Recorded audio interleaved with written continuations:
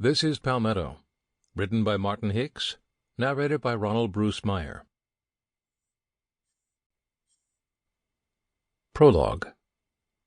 A pale sun had emerged at last, a vague golden disk just visible through the gray curtain of mist that obscured the channel of water between Cape Charles and Cape Henry at the entrance to Chesapeake Bay.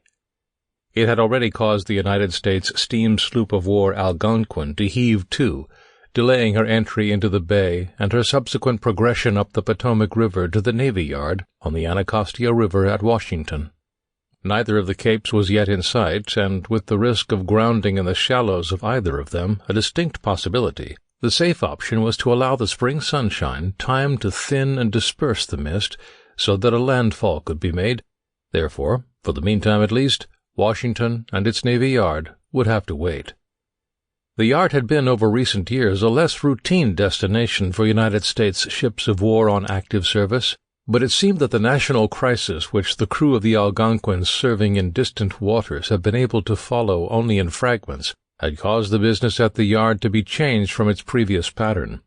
No longer would it specialize in the production of armaments, anchors, and chains. Instead, as part of the urgent need to vastly expand the United States Navy, it was returning once more to the role of a fully-fledged naval dockyard. The Algonquin's approach was in itself something of a testimony of that.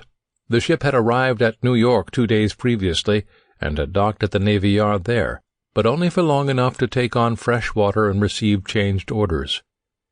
Those orders directed her to the Potomac River, the revived Navy Yard, and the capital of the now fractured nation.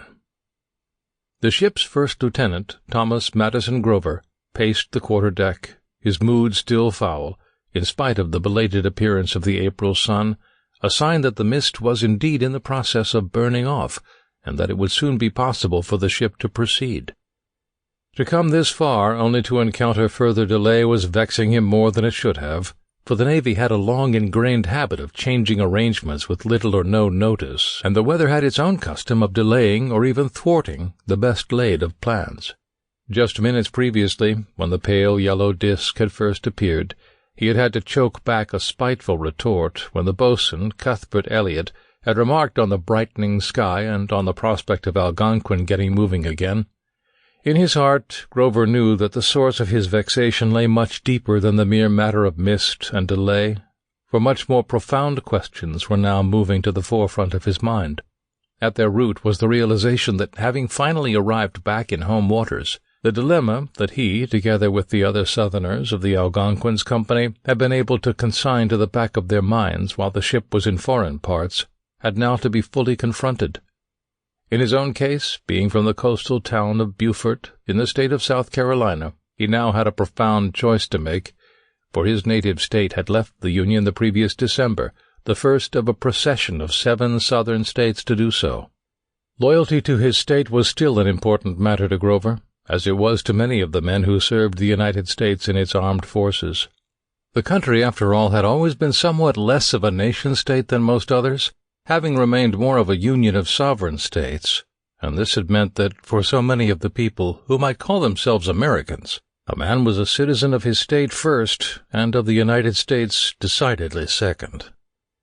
Were it even as simple as that, then there would be no real dilemma, but of course it was not.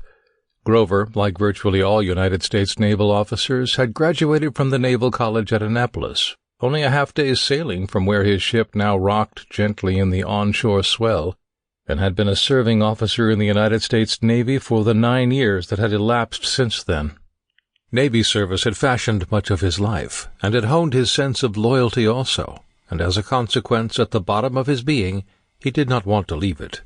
Thus, with the ship about to pay off, his dilemma between state and service was in the process of becoming much more pressing and immediate than it had previously been. To be sure, there were other things about returning home, especially to Washington, for it would see him more speedily reunited with Hannah, sooner than if the Algonquin had paid off in New York. They had become engaged during his previous shore furlough, and were to wed as soon as the arrangements could be made. This step would change things also, for sooner or later the subject of either a departure from the service or an appointment ashore would have to be considered, if his coming marriage and the family life that it would presage Sample complete. Ready to continue?